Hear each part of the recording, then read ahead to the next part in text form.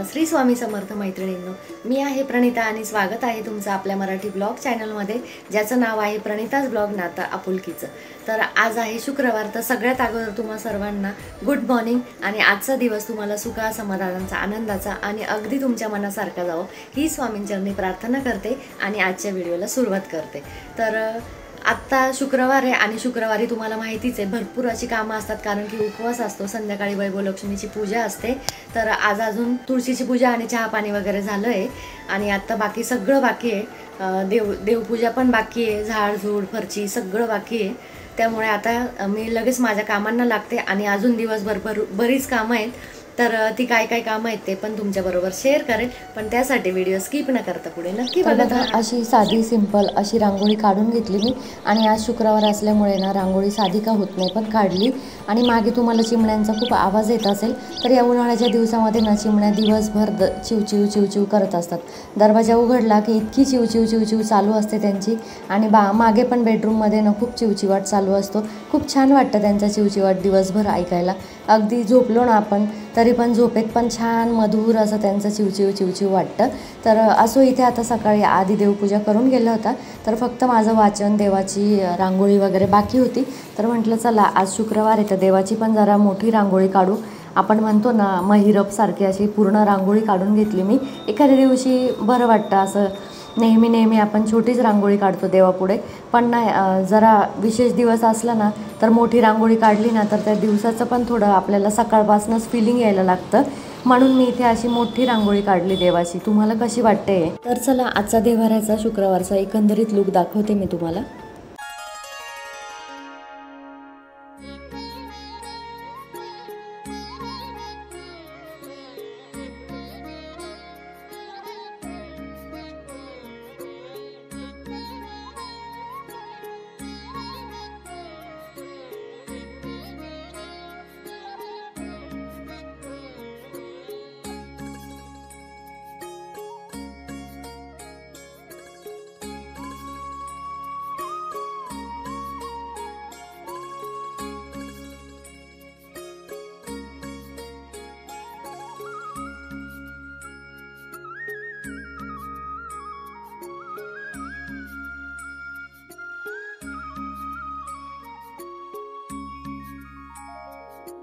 तर असा आपला देवारा छान दिसत होता।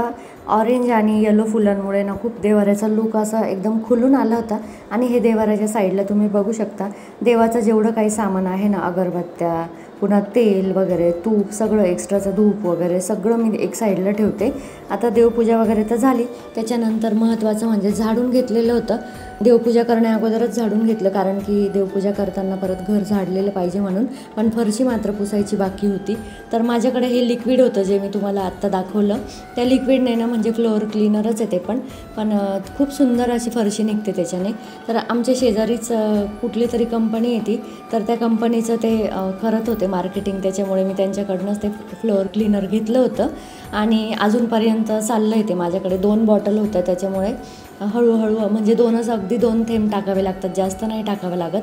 पण आहे ना फरशी एकदम अशी चकचक चकचक दिसते त्याच्यामुळे, तर तेच मी याच्यामध्ये 2 थेंब टाकलं आणि आता हे सगळी फरशी पुसून घेते। शुक्रवार म्हटलं की सगळी साफसफाई ही आलीच, रोज पण आपण करतोच ही साफसफाई, पण शुक्रवारच्या दिवशी अगदी विशेष उत्साह असतो, त्याच्यामुळे ना सगळी फरशी व्यवस्थित अशी पुसून घेते आणि सगळ्या रूमचं झाडून वगैरे सगळं झालं, आवरून पण झालं आहे। स्वयंपाक म्हणाल तर स्वयंपाकसुद्धा झालेला आहे, पण आपल्याला हे सगळे रूम आवरायचं म्हटलं ना तर मी स्वयंपाकाचा अगोदर करून घेते। आता तुम्ही या रूममध्ये पण बघत असाल सगळं ऑलमोस्ट आवरून झालं आहे माझं। फक्त आता बाहेरचे कपडे सुकले ना तर ते बाहेरचे कपडे काढायचे आणि त्याच्या घड्या घालून ठेवून द्यायचे। तर एवढं सगळं आवरूपर्यंत साधारण मला 11:45 ते 12 वाजले। आपण म्हणतो ना की टार्गेट ठेवून जर काम केलं ना तर आपलं काम पण पटकन होतं। जर टार्गेट नाही ठेवलं ना तर अगदी पूर्ण दिवस आपण कामच करत राहतो आणि त्यातून आउटपुट मात्र काहीच मिळत नाही बरं का। फक्त आपण थकतो, अगदी संध्याकाळ झाली ना तर थकल्यासारखं खूप वाटतं। त्याच्यामुळे ना टार्गेट ठेवून काम करायचं, म्हणजे आपलं काम पण वेळेत पूर्ण होतं। आणि आपलं स्त्रियांचं कसं असतं बघा, घराचं आणि आपलं नातं एकदम वेगळंच असतं। म्हणजेच काय तर एखाद्या स्त्रीने जर घराला आपलंसं केलं ना तर त्या घराला घर पण येतं। म्हणजे बघा, आपण कानाकोपरा घरातला आवरणं, जिथली वस्तू तिथे ठेवणं, घरात कुठल्या गोष्टींचं कशी सजावट करायची वगैरे अगदी छोट्या छोट्या गोष्टी आपण घरात बघत असतो आणि म्हणजे आपण त्या घराला आपलंसं करतो आणि त्या घराला तितकंच घर पण सुद्धा येतं. जेव्हा कोणी एखादी व्यक्ती बाहेरून येते ना तर ती घराची आपल्या जर थोडी जरी प्रशंसा केली ना तर आपल्याला खूप छान वाटतं, पण ते घरही तिला तितकंच आपलंसं करतं बरं का. म्हणजे आपण जेव्हा बघा बाहेरून फिरून येतो किंवा कुठे गावाला वगैरे गेलेला असतो तर आपल्या घरी जेव्हा येतो ना आपण तर आपल्याला किती सुरक्षित आणि अगदी रिलॅक्स फील होतं बघा. तर याचाच अर्थ असा असतो की त्या घराने पण आपल्याला तेवढंच आपलंसं केलेलं असतं, त्यामुळे आपल्याला ते फिलिंग यायला लागतं, एकदम शांत वाटतं आपल्याला आपल्या घरात आल्यानंतर. तर असो इथे बघा तुम्ही शेंगा आणलेले होते यांनी मागे काही, आणि काही शेंगा आम्ही उकडून वगैरे खाल्ल्या होत्या आणि बाकीच्या शेंगांना मी उन्हामध्ये वाळवून ठेवल्या होत्या. अगदी ओल्या होत्या या शेंगा आणल्या तेव्हा, तर मी त्या उन्हामध्ये वाळवून ठेवल्या आणि एवढ्या काही खाल्ल्या नाही जाणार, त्याच्यामुळे मी म्हटलं चला याचे शेंगदाणे करू. तर शेंगदाणे बघू शकता तुम्ही किती मोठे मोठे दाणे आहेत त्याचे, आणि म्हटलं साधारण 1 ते 1.5 किलो शेंगदाणे निघाले या सगळ्या शेंगा मी निवडल्यानंतर. तर म्हटलं आपल्याला शेंगदाणे पण वापरात राहतात, आणि शेंगदाणे कसे असताना घरामध्ये जितके असले तितके कमी भाजीला खिचडीला वगैरे सतत वापरावे लागतात. तर मग हे सगळे शेंगदाणे सोलून घेतले. घरातली बाकी सगळी कामं झाली आहेत, पण आता सगळ्यात महत्त्वाचं काम राहिलं ते म्हणजे दळण करायचं. कारण उद्या आहे शनिवार आणि तुम्हाला तर माहितीच आहे आमच्या इथे शनिवारी गिरण्या बंद असतात, त्याच्यामुळे आजच मला दळण करावं लागेल. आणि बाहेर वातावरण जर म्हणाल ना तर एवढं भरून आलेलं आहे बाहेर, तर त्याच्यामुळे तुम्हाला मी बॅक कॅमेराने दाखवेलच, पण घरात बघू शकता तुम्ही सगळीकडे असा अंधार वाटतो आहे. कारण बाहेर ढगच इतके काळे झाले आहेत ना, तर असं वाटतं आहे की खूप संध्याकाळ झाली की काय, पण एवढी काही संध्याकाळ नाही झाली, भरपूर असा अंधार वाटतो आहे. तर असं आता मी दळण करून घेते आणि तुम्हाला बाहेरचं वातावरण पण दाखवते. हवा पण खूप सुटली, वारे ना बहुतेक पाऊस तर नाही पडणार, पण ढग वाऱ्यामुळे कसं होतं ना ते काळे ढग जे आलेले असतात ना तर ते वाहून जातात. त्याच्यामुळे आता मी ना अगोदर दळण करते, पुन्हा तुम्हाला भेटते. कारण पाऊस येण्याच्या अगोदर मला पटकन दळून पण यावं लागेल गिरणीतून, म्हणून अगोदर एकदम झटपट असं दळण करून घेते. तर तुम्ही बघू शकता एकदम असं अंधारून आलं आहे आणि ढग सगळे भरून आले. तुम्हाला ढग पण दाखवते मी, सगळे ढग असे काळे काळे दिसत आहेत आणि वारं पण भरपूर असं सुटलेलं आहे, किती भरून आलं आहे बघू शकता तुम्ही. आता हा पाऊस काही येणार नाही कारण भरपूर वारं असल्यामुळे तर पाऊस निघून जातो. असंच होतं आहे सध्या नाशिक जिल्ह्यामध्येच नाही तर सगळीकडे लिटरली खूप पाऊस पडतो आहे. तरी पण त्या मानाने नाशिक जिल्ह्यामध्ये थोडंसं कमी आहे, म्हणजे आहे नाशिकमध्ये पाऊस पण काही भागात आहे काही भागात नाही आहे. तर आमच्या इथे ना फार झालं तर 1 ते 2 दिवस चांगला पाऊस झाला आणि त्याच्यानंतर मात्र अगदी फक्त शिंतोडे म्हणतो ना आपण तसे शिंतोडे येत आहेत. तर हा काही पावसाचा महिना नाही आहे, हा अवकाळी पाऊस म्हणतो ना आपण तो हा पाऊस आहे. तर त्यामुळे नुकसानच होतं, तर नकोच यायला खरं तर हा पाऊस. जेव्हा त्याचा ऋतू आहे, जेव्हा त्याचा महिना आहे ना त्याच महिन्यात त्याच ऋतूमध्ये आला ना तर शेतकऱ्यांना पण त्याचा फायदाच असतो. अशा अवकाळी पावसामुळे काय होतं ना की महागाई पण वाढते आणि आपल्यासारखी सामान्य जनता त्या महागाईमध्ये भरडली जाते. त्यामुळे नकोच आहे खरं तर हा पाऊस. खरं तर मे महिन्यामध्ये ना खूप सारं वारं सुटतं, तर वारं तर सुटतं पण ना दुपारी इतकं गरम होतं, साधारण 3-1 वाजेपर्यंत फार गरम होतं आणि 3 वाजेच्या नंतर ना भरपूर असं झाकाळून येतं एकदम आणि खूप वारं सुटतं आहे. तर त्या वाऱ्यामुळे ना घरामध्ये पण इतकी घाण होते, अक्षरशः असं वाटतं आहे ना सकाळी पुसलं की नाही घर, अशी अवस्था होते घराची. त्यामुळे दुपारी पण थोडंसं घराला झाडू मारावा लागतो. आणि आज तर पूजा मांडायची म्हटलं ना तर पूजेच्या अगोदर पुन्हा मी तो बेडरूम दुसरा पुसून घेणार आहे. बघा मी तुम्हाला दुपारी म्हटले होते की माझी सगळी कामं झाली, पण असं असतं आपल्या गृहिणींचं, कुठलीच कामं अशी संपत नाही, कुठल्याच कामांचा असा अंत होत नाही. आता मी आहे ना ती कुंडी होती कढीपत्त्याची, तो कढीपत्ता ना वाऱ्याने एक साईडला झुकून पूर्ण वाकडा झाला होता, त्याच्यामुळे ती कुंडी फिरवून ठेवली आणि म्हणजे तो पुन्हा त्या बाजूने झुकला ना तर तो सरळ होईल. तर असं मला वाटतं आहे, काय माहिती होतो की नाही होतो. पण आता झटपट मी दळण करून घेते, कारण पाऊस आला ना तर पुन्हा गिरणीत दळण नेण्याचे पण हाल होतील माझे, पूर्ण दळण ओलं होईल गाडीवर. त्याच्यामुळे ना मग डिक्कीतच जेवढं मावेल तेवढं न्यावं लागेल, त्याच्यापेक्षा ना पटकन दळण करून घेते. एकदा 20-1 किलो दळण केलं ना तर मग टेन्शन नाही राहत, महिनाभर आरामशीर जातं तेवढं दळण मला. तर मस्त गार हवेची मजा घेत असं दळण करते मी. तर गव्हामध्ये घाण नाही आहे त्याच्यामुळे पटपट होईल माझं दळण. त्यानंतर लगेचच मी पुढचं आवरायला घेणार आहे, कारण संध्याकाळी पाऊस आला ना की लाईट पण जाते. रोजचं झालं अगदी हे बरं का, रोज संध्याकाळी पाऊस येऊ ना येऊ थोडे शिंतोडे जरी आले ना तरी लाईट जाते. त्याच्यामुळे काय होतं ना ना स्वयंपाकाचे खूप हाल होतात आणि अगदी आपला इमर्जन्सी लाईट जो असतो ना त्याच्यामध्ये स्वयंपाक करायचं म्हटलं तर तिकडे मुलांचा अभ्यास वगैरे पण चालू असतो, त्यांना पण हवी असते लाईट आणि मला पण हवी असते. तर मी दळणच करत होते, तेवढ्यात एक पार्सल आलं.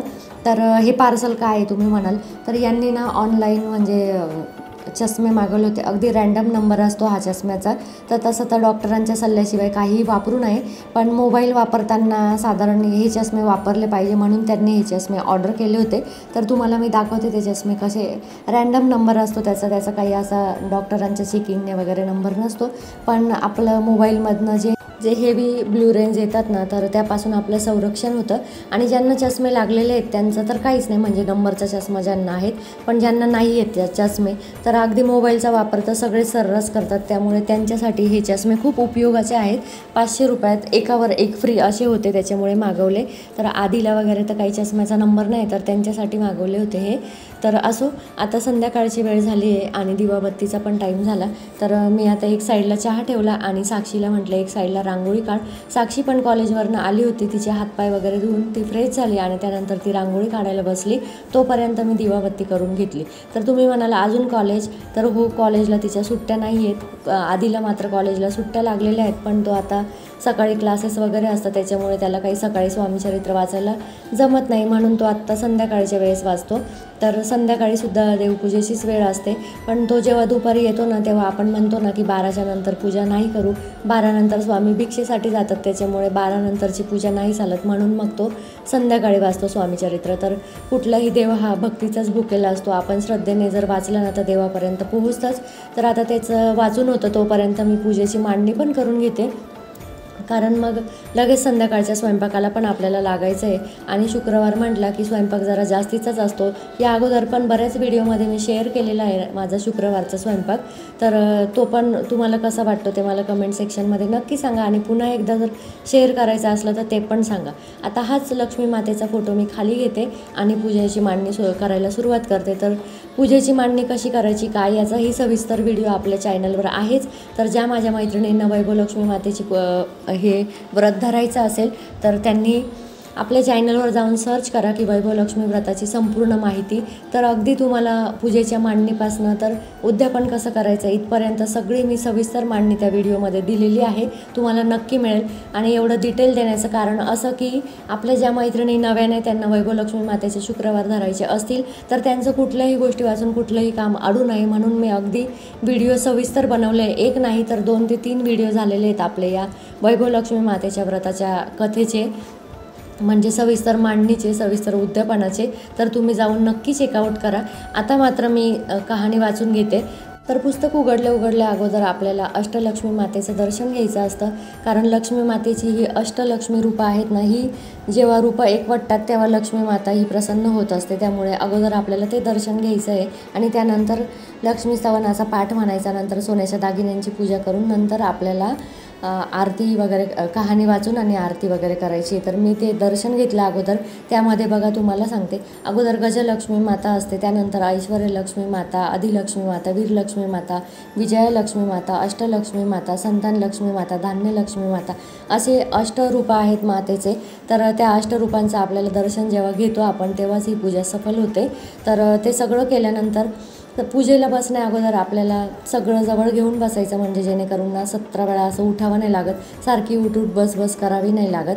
तर पूजेला या पूजेची मांडणी करायला बसलं ना तर खरंच खूप वेळा उठावं लागतं, त्यामुळे ना सगळं घेऊन बसायचं. एकदा जर तुम्ही हे व्रत केलं ना तर मग त्याच्यानंतर तुम्हाला त्याची फलप्राप्ती पण तशीच मिळते. पण व्रत मात्र तुम्हाला पूर्ण श्रद्धेने आणि भावपूर्वक करायचं आहे आणि अगदी यथासांग करायचं आहे, म्हणजे आपण म्हणतो ना शास्त्रोक्त पद्धतीने. तर आता जेव्हा कहाणी वाचाल ना तेव्हा तुमच्या लक्षात येईलच की शास्त्रोक्त पद्धतीने व्रत कसं करायचं, आणि आपले व्हिडिओ बघितले तरी तुम्हाला ते कळेलच. तर आता माझं कहाणी वगैरे वाचून झाले आणि इथे मी तुम्ही बघत असाल आंबा ठेवला होता. तर यांनी आंबे आणले होते त्याच्यामुळे त्यातलाच एक आंबा मी पूजेसाठी ठेवला. तर असो, आता हा व्हिडिओचा मी इथेच एंड करते. व्हिडिओ जर आवडला असेल तर लाईक शेअर नक्की करा. हा आवाज जर पहिल्यांदा ऐकत असाल तर चॅनल सबस्क्राईब करा, जेणेकरून तुम्हाला नेहमी माझा व्हिडिओ बघायला मिळेल. तर चला, बाय आणि श्री स्वामी समर्थ.